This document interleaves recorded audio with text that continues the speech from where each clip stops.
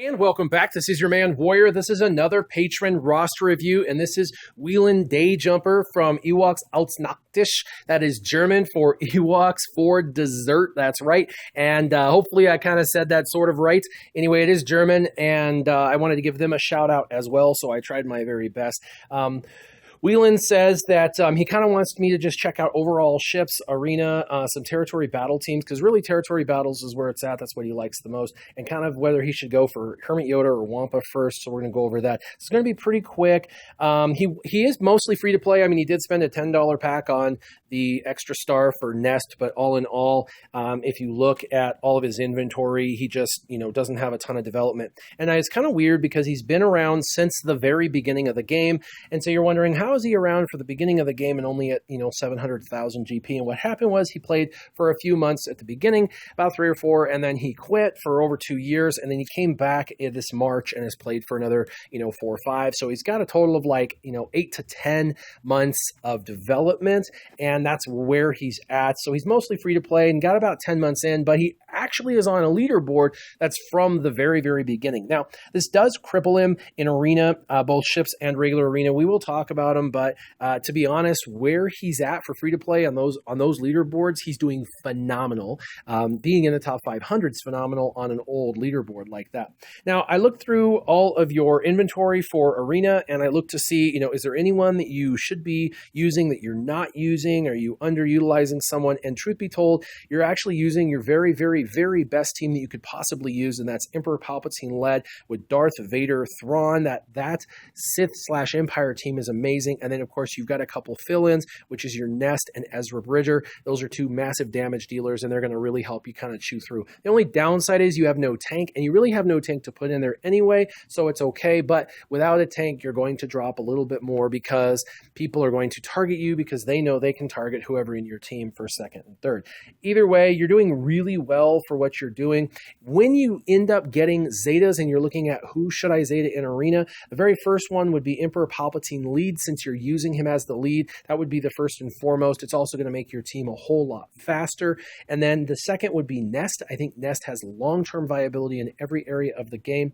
You did spend the extra $10 on the pack to get the extra star, so why not put a Zeta on her? And then thirdly, it's going to be Ezra in your team because Flourish will allow him to do a ton more damage. Now, a lot of people are wondering, why don't you have any Zetas? And that's where it comes to, you just started about, back in about 5 months ago, 4.5, 5 months ago. And so you got started actually in a new fleet because you left the game and ships came out while you were gone. And so you weren't put into a ship's shard until you came back in March. And then when you came back in March, they put you in a brand new ship's shard. And so you've got to kind of climb with all the newbies in that particular leaderboard. So that's kind of good. And so where you're at in the last 5 months is good development. And of course, most of your currency and stuff's going towards ships and not towards Zetas. And that's kind of why. And Zetas didn't exist at the beginning when you started anyway. So that's kind of to explain to help other people understand your predicament. Now, you wanted to know the Executrix or Admiral Akbar's Home 1, and I highly recommend Admiral Akbar's Home 1.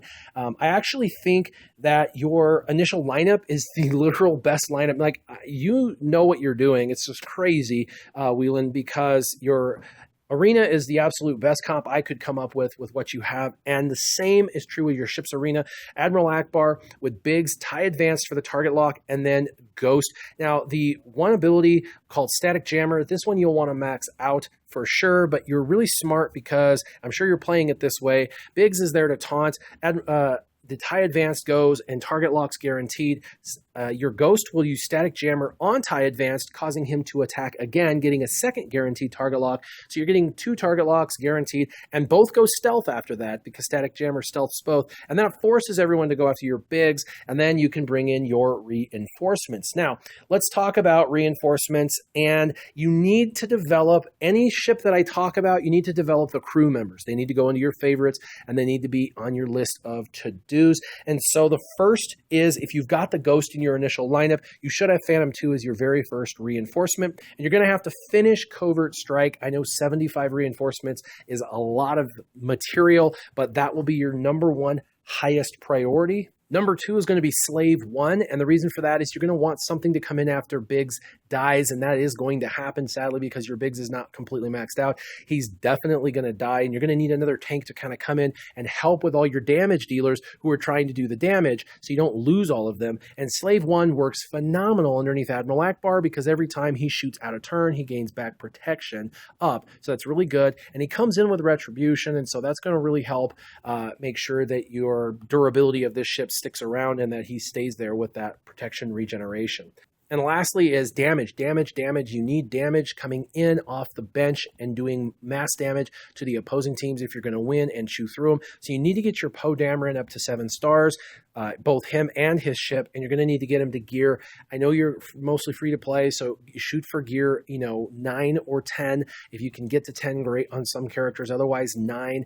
He's at 8 right now, but you really can't max out his perfect shot until he's to gear 11. So in the game, when you finally get there, a year in of ships, so you've got another 5 to 7 months, would eventually be to have all your crew members to gear 11 or 12, just like you do with your regular arena. Treat your crew members just like an arena team, and make sure you develop all of them out to max, just like you do with your regular arena. So Poe Dameron, eventually you'll want to get to gear 11, but for now, gear 9 or 10 will work, so that way you can continue development of the rest. Again, you're going to have to, if he comes in as a reinforcement, max out his reinforcement ability. Now, you asked me about Wampa or Hermit Yoda, and this is just an opinion, and both of them are equally as good, but for different reasons. But for me, I would highly suggest Wampa, and this is why. You like territory battles, and in territory battles, specifically light side, you get to use or dark side territory battles, you get to use, your characters, you get to bring in Wampa, and he's got that AoE daze. But outside of territory battles, you get to use the AoE daze, which is a massive investment, just like your nest, to be able to AoE daze the opposing team. There's so many teams that call assists, such as Ewoks or First Order or Night Sisters or whatever. All these teams have all of these assist capabilities. Rebels do it, Resistance do it. I mean, pretty much every team has like call to assists, and the daze just shuts all of that down, the bonus turn meter and the calls to assist and all of that. So I highly, highly recommend that you get the AoE daze out there. You have Nest, that's one tool, but you'll need many tools. Nest will be used on one side of territory battles, and then your Wampa will be used on the other side of territory battles. And I love that you love territory battles because I love territory battles. It's actually my favorite mode in the entire game, more than Arena and everything else. Now, I'm going to give you one character for dark side and one character for light side that I really feel like you haven't touched, that you have to touch and develop, not only for territory battles, but just generally in the game. 2 characters you should put in your favorites and not give up on them. And the first is Han Solo. First, he's the character you got to earn, right? And so if you're going to earn a character such as a legendary character or a raid chase, once you get them, you really should take the time to develop them. All of them now in the game, every single raid chase character, such as General Kenobi, Traya, Han Solo. Same thing with legendary characters such as Thrawn and CLS and R2-D2, all of them. Every one of them, Thrawn, they're all amazing. They're all like top 10 characters. And so if you have it, you should develop it. And Han Solo is definitely on that list. Put him in your favorites and get him up. You're not going to regret it. He's a phenomenal character in pretty much every area of the game. The number 2 character is going to be Darth Nihilus. And actually, the one character I went to go suggest to you to put in your arena team to replace a possible, like Ezra, was your Darth Nihilus. And he's totally viable at 3 stars in your arena team, but you've got to have him geared up. And you have a lot of guys at gear 11, 12 in your arena team. So why, or 10 and 11 in Arena. So why not get Darth Nihilus up to gear level 10 and 11? He brings cooldown increase. He can dispel on basic, and he's got Annihilate. That's right, Annihilate. And so it's definitely better than Ezra, and he is Sith, so he's going to have that synergy with your Sith team.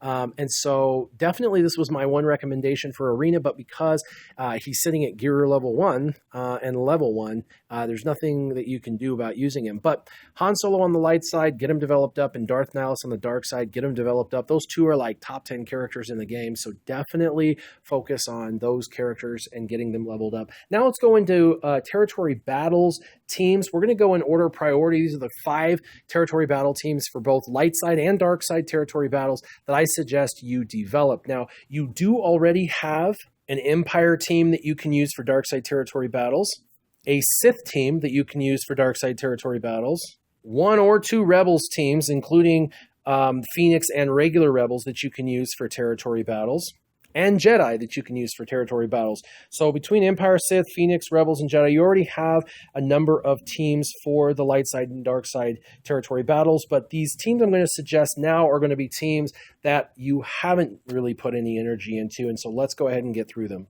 Now, keeping in mind these 5 teams are going to take you probably a solid year to do. So this is a long-term, for mostly free-to-play, it's going to be a really long-term stretch. I know you happen to go by my 4-pillar system, and that's great, but if you're really only interested in territory battles and this is something you want to do, then I highly suggest following the order I'm about to give you for these light side and dark side territory battle teams. Number 1, Resistance. You're going to need Poe, or Finn, not just Poe. Poe and Finn need to be together. Resistance Trooper and Resistance Pilot, and of course Race Scavenger would be a great addition as well. So that would be the team I would use. Once you have this leveled up 7-star, Gear 9, Gear 8, you're going to be able to use this all the way through light side territory battles. It's the best team, in my opinion, in territory battles light side. Number 2 is going to be a dark side territory battle team, and that's First Order. And you're going to need this for BB-8 anyway, as well as the Resistance I just suggested. Between the First Order for BB-8 and Resistance, you're going to need both of those to get BB-8 and Jedi Training Rey, who are both top 10 characters as well. And so you're definitely number 2 going to want to develop First Order. Go ahead and develop the 4 characters you have, since Captain Phasma is already 7-star Gear 8. She's basically ready to go. You just need to finish off these 3. And then the 5th one I would do is Kylo Ren Unmasked. He's not only an easy farm, but he has a good ship. And you get both him and the ship. So that's just a really, really, really fast, easy farm. And he's the best leader for this team. And then you can use Captain Phasma and First Order Officer to kind of speed the team up. But First Order team is number 2. Number 3 is Imperial Troopers, and the reason for that is in territory battles, Imperial Troopers are required on a couple of nodes, and there's some nodes that are Empire required specific, and this you would be able to use in those Empire specific as well. Really, you want General Veers, you're going to want Stark at some point, and then you can go ahead and level up Snow Trooper and Magma Trooper. Don't worry about Stormtrooper. And then when Range Trooper becomes free-to-play farmable, you can go ahead and farm Range Trooper up. Eventually, when you're more developed down the road, you can start to farm for Shore Trooper and Death Trooper, but both of them are on really high nodes and hard to get right now. So I would focus on what you can focus on, which is Snow Trooper, Veers, and Magma Trooper for now. And this is also your number 3 team anyway, so you've got Resistance to focus on in First Order, and both of those sets are a lot easier to get than the Imperial Troopers are. Let's move to number 4. And that's Bounty Hunters, and you already got a decent Bounty Hunter squad going. I mean, sort of, or mostly free to play. This is pretty good. They've got a couple of nodes that are absolutely required for Bounty Hunters, and you can use some of these guys when you're doing the credit heist and things like that with your Scoundrel/Bounty Hunters. So, like Boba Fett. So that's really good. Bosk is really going to be the lead. Greedo's good. Cad is almost there, so you might as well finish him off. I probably would, add IG-88 into this mix. He's a really fast farm, pretty easy to get, and so IG-88 would be someone, plus he's a droid. So definitely would continue developing Bounty Hunters, but again, they're lower on the totem pole, but they are required in territory battles, so at some point you are going to have to develop them. And lastly, team number 5, they're actually required in a couple of nodes of territory battles. At some point down the road, you're going to have to focus on them. So that's why I put them number 5, but bottom of the barrel for priority, and that is Rogue One. You're going to need them. Now, Chirrut and Baze are kind of long farms. Baze just being on the single hard node, but you can get them in occasionally. With Chirrut Imwe being in the ship store, it kind of competes with ships, but you can get both of them. K2SO and Cassian and Jyn Erso, you can pick up relatively fast. You just have to pay attention to the stores and make sure that you're getting it when it's in the store, such as the guild store for Jyn Erso. She pops in there from time to time. You just have to pay attention to that and have the currency available. But Rogue One will be a priority as well, just on the bottom. So remember, you're going to do Resistance, First Order, Imperial Troopers, Bounty Hunters, and then Rogue One. At the end of that, that'll give you 5 teams on both light side and dark side territory battles. It'll give you everybody you need, and if you donate a few of your characters to platooning, you'll still have at least, 4 solid teams out of those 5 solid teams that you'll be able to do. So remember, Darth Nihilus and Han Solo are your kind of singular focus, and then work on those 5 teams as I suggested. As far as arena and ships, you're doing as good as you possibly can be for, being, like I said, mostly free to play, basically free to play, and being around since the very beginning. Those are the worst leaderboards to be involved in, yet you're still in the top 500, so good on you for that. And shout out again to Ewoks als Nachtisch, Ewoks for dessert. That's hilarious. And Whelen Dayjumper. I hope you guys have a wonderful day. If you have any questions, leave them in the comments down below, and keep your gaming on. Warrior out.